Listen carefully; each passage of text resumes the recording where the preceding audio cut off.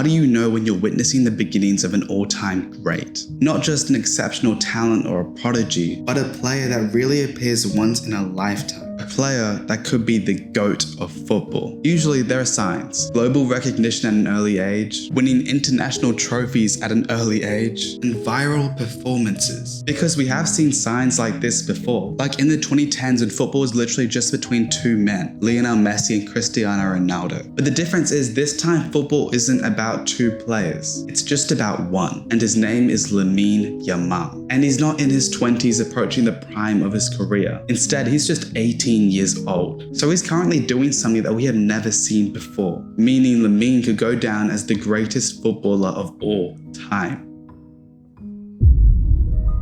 In 2024, at the ripe age of 16 years old, he was tearing it up at the world stage against European giants at the Euros. Lamine became the first player to ever assist and score in the quarterfinals, semifinals, and finals of a single European championship. He also made 3 assists in that tournament's knockout stages, which were the most by a player since 1980. And if that wasn't crazy enough, then Yamal also became the youngest player at 17 years old in one day to feature in the final of a major international tournament, which meant that he was younger than Pele when he won his World Cup. Oh, and also Lamine ended up winning the Euros as well. To me, it's honestly laughable how in a team of proven greats, with players like Dani Carvajal, Rodri, and Morata, Lamine stood out as the best in his team. He was the one everyone talked about. So by the end of that season, he ended up finishing 8th in the Ballon d'Or, a season where he was 16 years old most of the time. So that brings us to the 2024-25 season. And honestly, even though Lamine had done so well in the Euros prior to this, there were still doubters. There were still people who genuinely thought that he was all hype, that the Euros tournament was some kind of fluke. And to be fair, I don't really blame them. We have had so many prodigies that seem so good in the moment, yet they never really lived up to their potential. Think of players like Dele Alli or João Felix or even Ansu Fati. These footballers were literally everything during their respective moments. But for them, that all came crashing down due to injuries or just a lack of form. But Lamine was always going to be different, and he proved every single one of his doubters wrong that 24-25 season. You see, that season Lamine had 43 goal contributions in 62 games, which included 21 goals and 22 assists. And now get ready for this, because here are the long list of achievements he had that 24-25 season. He won the La Liga, the Copa del Rey, the Spanish Super Cup. He created the most big chances. He had the most successful dribbles that season. And he ended up being the La Liga's under-23 player of the season. And by the end of it all, he finished second in the Ballon d'Or to Ousmane Dembele. And if he was to win that, he would have been the youngest player ever to win the Golden Ball, beating out Ronaldo Nazario, who won it at just 21 years old. So actually, Lamine still has a few seasons to become the youngest player to ever win the Ballon d'Or. But still, the most remarkable thing about all of those achievements was that Lamine was just 17 years old the entire time. Now, what was Lionel Messi doing at 17? Well, he was playing for FC Barcelona like Lamine, but the difference was that he only scored 1 goal that entire season and only played around 234 minutes. How about Cristiano Ronaldo at 17? Well, he only had 5 goals and 4 assists, and he was playing for Sporting in the Portuguese league, a league which is significantly worse than La Liga. So no one has really moved like Lamine has. This isn't just the makings of an incredible footballer, this is the makings of a GOAT.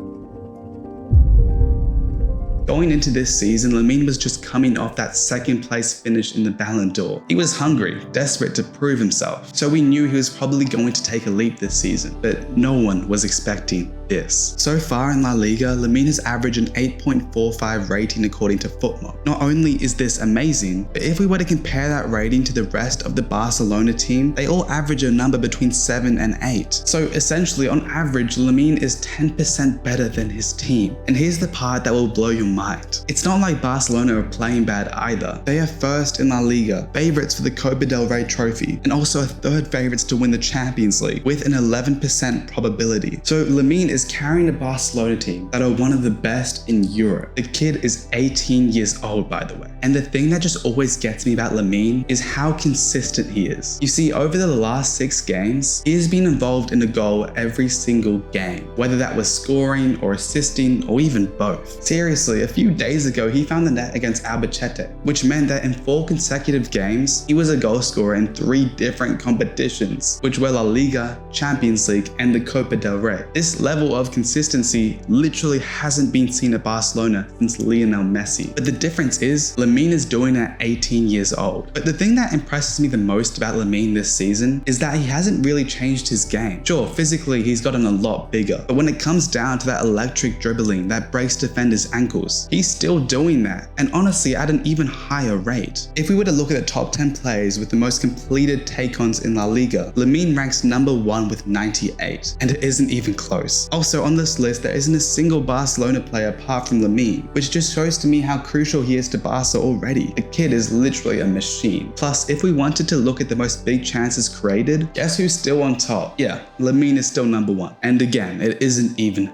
close. Honestly, if Barcelona strikers could just finish his assists better, this kid would be putting up numbers that are literally unimaginable. And just to top everything off, a few days ago, Lamine Yamal reached the milestone of 100 goals and assists for both Barcelona and Spain in just 132 appearances. If we were to compare that to great players like Messi and Ronaldo, well, it took Messi 155 games, and for Ronaldo it took him much longer, taking 236 games. So it's very clear to see that if Lamine keeps going on this same path, he will be the greatest footballer ever with ease. But there is one thing that could stop Lamine from becoming a generational player. One thing that could even stop him from excelling at this 2026 World Cup, and that is injury. You see, at just 18, he has already suffered 8 career injuries and missed 115 days of football. Most notably, he suffered a groin injury, which normally happens from overexhaustion. And then this caused a temporary dip in form this season because he was literally playing at 50%. And the unfortunate thing is, football isn't helping him. Yamal has played over 10,000 minutes of senior football, which is nearly double that of players like Xavi, Iniesta, and Fabregas when they were at similar stages of their football career. Plus, it's almost like managers want him to get injured at this point. Meet Luis de la Fuente, who is Spain's head coach at the moment. 2 months ago, when Lamine had to pull out of the national team due to his groin injury, de la Fuente responded with